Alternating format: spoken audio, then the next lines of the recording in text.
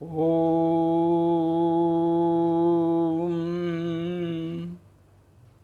ओम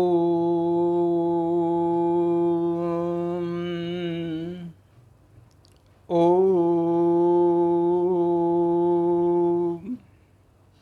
सामने बैठे हुए बहुत सारी भाग्यशाली, बाबा बोलता है पद्मा पदम भाग्यशाली परमात्मा के बच्चे हम सभी जीवात्माएं, बहने भाइयों, और जो अर्ध संकट में फंसे हुए हैं, न भक्ति में न ज्ञान में, भ्रम में पड़े हुए हैं, कन्फ्यूज़न में हैं, वो हमारे बहुत ही प्रिय भाई बहन हैं। मैं पिछले वीडियो में भी बताया था, भ्रम से बचें, भक्ति खूब करें। भक्ति हमने किया, पहले बता दिया था, लेकिन भक्ति का परिणाम ज्ञान है। ज्ञान यह है कि सच्चाई आप क्या कर रहे हैं। हम फिर वही एक बार फिर भक्ति में जो बिल्कुल रमे हुए लोग हैं, उनसे फिर मैं एक बार विनम्रतापूर्वक जो है ना माफ़ी मांगना चाहूँगा अगर वो उन्हें कोई ठेस लगती है। भगवान हैं, भगवान के बारे में कितनी भ्रांतियाँ बना दिए हैं, लेकिन हम वो जो एक श्रद्धा है, विश्वास है, एक डर है, भ्रम है, उसी के वश हम चलते जा रहे हैं। उसी पे जो है ना अंधश्रद्धा जिसको बोलते हैं, अंधश्रद्धा में भटकते जा रहे हैं। हमें जो मिलना चाहिए, जिसके लिए हम इतना जो तकलीफ़ कर रहे हैं, वो नहीं मिल रहा है। फिर भी एक के बाद दूसरा, दूसरे के बाद तीसरा हम करते रहते हैं। कभी जो है देखिए कितने दिन मैं बता, फिर भी अभी भी चल रहा है।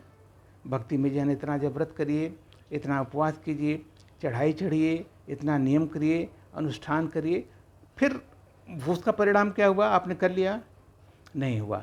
फिर किसी से आप मिले, वो बोला ऐसा नहीं ऐसा करो, आप उसको भी किए, क्या हुआ? नहीं मिला। तो इससे क्या है कि आप भटकते जा रहे हैं, भटकते जा रहे हैं। जो मंजिल का रास्ता भटक गया। मंजिल का रास्ता सीधे यहाँ से यहाँ तक जाता है, आत्मा से लेके परमात्मा। अगर दोनों के बीच में ऐसा कनेक्शन है तो आप जो है बिल्कुल सही दिशा में जाएंगे और बिल्कुल सर्व प्राप्तियाँ होंगी, क्योंकि सर्वशक्तिमान एक ही है, दाता देने वाला सिर्फ एक है, परमपिता परमेश्वर भगवान निराकार शिव।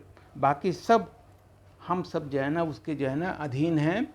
जो जितना उसी साथ भक्ति नहीं है, जो जितना विश्वास पूर्वक समर्पित भाव से उस पर जो है समर्पण हो जाएगा, उसको सब कुछ मिलता जाएगा। इसकी बहुत सारी चीज़ें हैं। ब्रह्मा कुमारी में फिर भी मैं भी हूँ ब्रह्मा। इसीलिए भर में भटकते भटकते भटकते जब हमारा समय आ जाता है, जिससे बोलते भाग्योदय हो जाता है, कहीं न कहीं उसी परमात्मा की टचंग आती है और हमें उन्हें ऐसे लोगों से मिला देता है। कहीं कहीं बोलते, पहले बताते साधु जन से मिल गए, महात्मा से मिल गए, कल्याण कर दिया। आज के डेट में देखिए फिर वही बात, कितने साधु हैं, कितने महात्मा हैं, कितने नाम था, उन्होंने क्या किया, परिणाम क्या हुआ? लाखों लाखों जो है हमारे श्रद्धालु हैं, जो विश्वास, उनके विश्वास को धोखा दिया, उनके साथ छल किया, उनके साथ दुर्व्यवहार किया, दुराचार किया। कितने हैं, मैं किसी का नाम नहीं लेना चाहता, आप सब जानते हैं। तो ये भ्रम है, अंधश्रद्धा है, अंधभक्ति है, इससे बचना है। नुकसान होता है, आप इतना खर्च भी करते हैं, इतना मेहनत करते हैं और आपका जो है कुछ भी फ़ायदा नहीं होता है, उसी जहल दलदल में फंसे रहते हैं। पहचानिए, सबसे पहले अपने आप को पहचानिए, आप कौन हैं। आप जो हैं बिल्कुल परमात्मा की संतान हैं, परमपिता परमेश्वर की संतान हैं। वो हमारा अलौकिक पिता है। ज्ञान में बताते हैं हमें 3 पिता हैं, बुरा मानते हैं लोग। एक पिता वो जो हमें जन्म दिया, दूसरा पिता ये जो ब्रह्मा है, ये ब्रह्मा, ये भी जो है बहुत ही जो है ना तपस्वी, बहुत ही तेजस्वी और बहुत ही भक्ति मार्ग करने वाले, कई गुरुओं को रखने वाले। लास्ट में उनको जो ज्ञान मिला तो परमात्मा ने इनके शरीर को अपना रथ बना करके ज्ञान दिया। जैसे मैं बोलता हूँ आत्मा इस शरीर से मुँह बोलती है, तो परमात्मा ने स्वयं इनको चुना। इनका नाम था लेखराज, बहुत बड़े ज्वेलरी थे। तो जब इनको जब यह उन्होंने लिया, क्योंकि यही अगर आप माने तो यही सृष्टि के सबसे पहले प्रिंस श्री कृष्ण थे।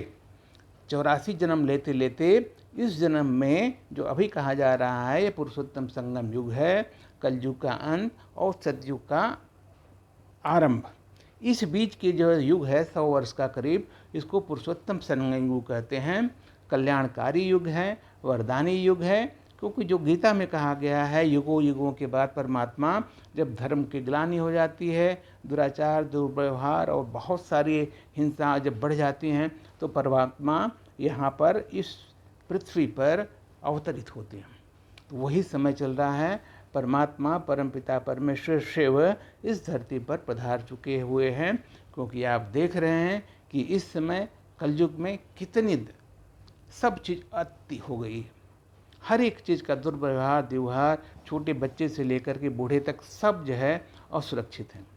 इसलिए परमात्मा जो है इस धरती को आ चुका है, और धरती पे आकर इन्हीं जो ब्रह्मा की बात अगर करते हैं, इन ब्रह्मा के शरीर में जा कर के हमें सद्ज्ञान दे रहा है, हमारे भ्रम को दूर कर रहा है, हमें साक्षात्कार करा रहा है, हमारी आंखें खोल रहा, बोलते तीसरा नेत्र खोल रहा। तीसरा नेत्र शंकर के मुताबिक कोई नहीं होता है सर, यहाँ तीसरा नेत्र बोलते हैं ज्ञान का। जब हमें ज्ञान मिल जाए, सद्ज्ञान मिल जाए, परमात्मा का परिचय मिल जाए, परमात्मा का जो हमें प्यार मिल जाए, परमात्मा की हम छत्र छाया में आ जाएं, तो मान के चलते हैं बाबा आपको तीसरा नेत्र ज्ञान का मिल गया। और उसके बाद बाबा के साथ जब हम संपर्क करते हैं, उनसे योग लगाते हैं, जैसे बोलते हैं योगेश्वर हैं, तो जब उनसे हमारा जब कांटेक्ट हो जाता है, तो हमारा ये आत्मा जो है चार्ज होने लगता है। जब हम चार्जर लगाते हैं, चार्ज होने लगता है, तो हमारा पूरा शक्ति, पूरा ज्ञान धीरे धीरे धीरे आत्मा में भरता जाता है। हमारे भ्रम खत्म होते जाते रहते हैं। हमारा जो है बिल्कुल सामने दिखता है, न कोई गम, न कोई खुशी, न कोई जो है किसी से शिकवा, न कोई, एकदम जीवन जो है बिल्कुल न्यूट्रल हो जाता है।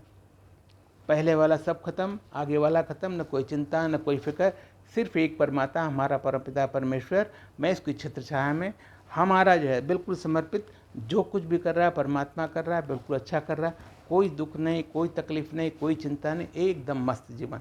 ऐसा आपको भी बनना है। हम बन गए हैं, ये हमारा अनुभव है। हम कोई धर्म पिता या धर्म शिक्षक नहीं हैं, हम बिल्कुल अनुभवी हैं। अनुभव के आधार पर बताते हैं, जो हमें मिला वो आपको बता रहे हैं, आपको भी मिल जाएगा। आप एक बार प्रण करके, भरोसा करके आप देखिए। नहीं है आपके शहर में कहीं न कहीं ब्रह्मा कुमारी का है और जो सेंटर, तो वहाँ पर जाइए। अगर आपको लगता नहीं है, मैं आपको एड्रेस दे दूँगा, आप मिलिए, पहले देखिए। मैं नहीं बोलता हूँ कि आप देखिए, परखिए, आप उसको जो है विवेकपूर्वक देखिए। अगर आपको अच्छा लगता है, सच्चा लगता है भगवान की छत्र छाया या दृष्टि आप पर पड़ गई, बस अपना लीजिए। जीवन एक सेकंड में ख़त्म, एकदम मस्त, सारी बीमारियां ख़त्म। ओम शांति जरूर कीजिएगा।